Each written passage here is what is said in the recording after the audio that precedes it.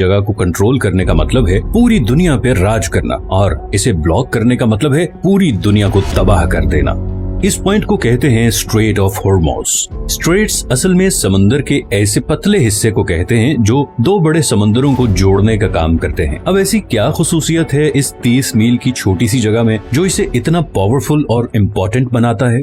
हमारी जमीन के 70% हिस्से पर समंदर हैं और इन्हीं समंदरों के जरिए दुनिया की 80% ट्रेड होती है। किसी भी वक्त तकरीबन 50,000 समुद्री जहाज इन समंदरों को क्रॉस कर रहे होते हैं, लेकिन बदकिस्मती से इन समंदरों से गुजरना कोई आसान काम नहीं। कुदरती जोग्राफिया की वजह से इन समंदरों में ऐसे स्ट्रेट या चोक पॉइंट्स बने हुए हैं जो अगर किसी भी वजह से ब्लॉक हो जाएं तो पूरी दुनिया की इकोनॉमी हिल के रह जाएगी।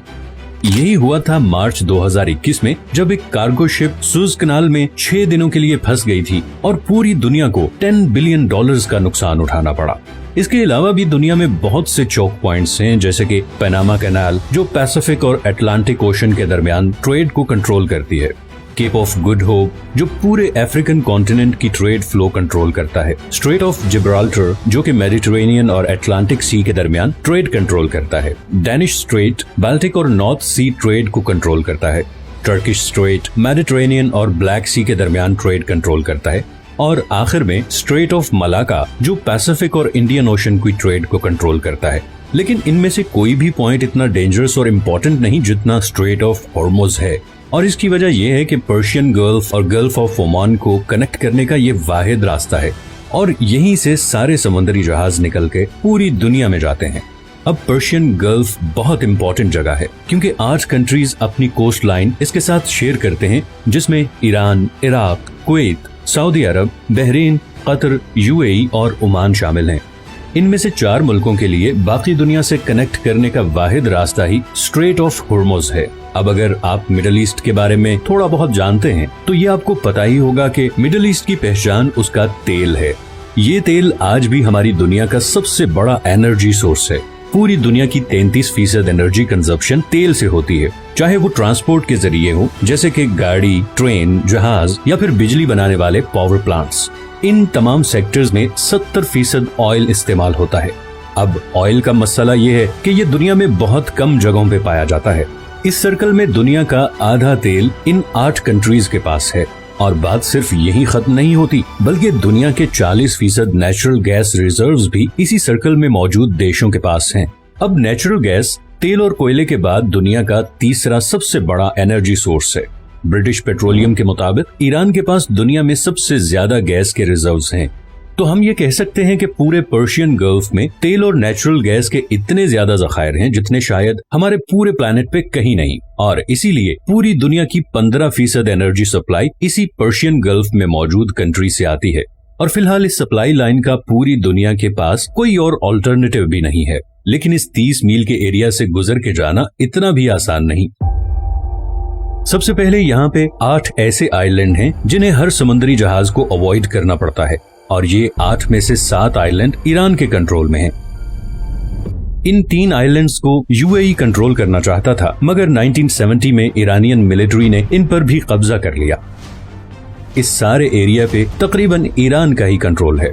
दूसरा, ये जो रेड हाईलाइटेड एरियाज आप देख रहे हैं, यहाँ पर समुंदर कम गहरा है और ऑयल टैंकर्स के लिए यहाँ से गुजरना तकरीबन नामुमकिन है। इतनी मुशक्कत के बाद पर्शियन गल्फ से निकलने वाला मेजॉरिटी तेल ईस्ट एशिया की तरफ जाता है, जिसमें से 76% तो सिर्फ 5 कंट्रीज के पास जाता है। सबसे पहले आता है चाइना।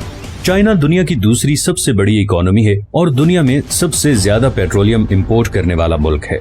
चाइना की टोटल पेट्रोलियम इंपोर्ट का तकरीबन 45% इसी स्ट्रेट ऑफ हॉर्मुज़ से गुजर के आता है। जापान दुनिया की तीसरी सबसे बड़ी इकोनॉमी है जिसे अपनी 100% एनर्जी इंपोर्ट करनी पड़ती है, और इस 100% इंपोर्टेड एनर्जी सप्लाई में से तकरीबन 80% इसी 30 मील के चोक पॉइंट से गुजर के आती है। इंडिया, वर्ल्ड 6 लार्जेस्ट इकोनॉमी, भी अपना 70% ऑयल और 50% गैस इन्हीं पर्शियन गल्फ कंट्री से इंपोर्ट करता है, और वो भी इसी रास्ते से।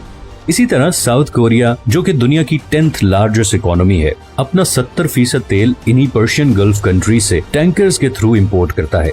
जो उसी 30 मील के स्ट्रेट ऑफ हॉर्मुज से गुजर के आते हैं। तो अगर ये 30 मील की छोटी सी जगह किसी भी वजह से लंबे अरसे के लिए ब्लॉक हो जाए तो दुनिया की दूसरी, तीसरी, छठी और 10वीं इकोनॉमीज बिल्कुल कोलैप्स कर जाएंगी।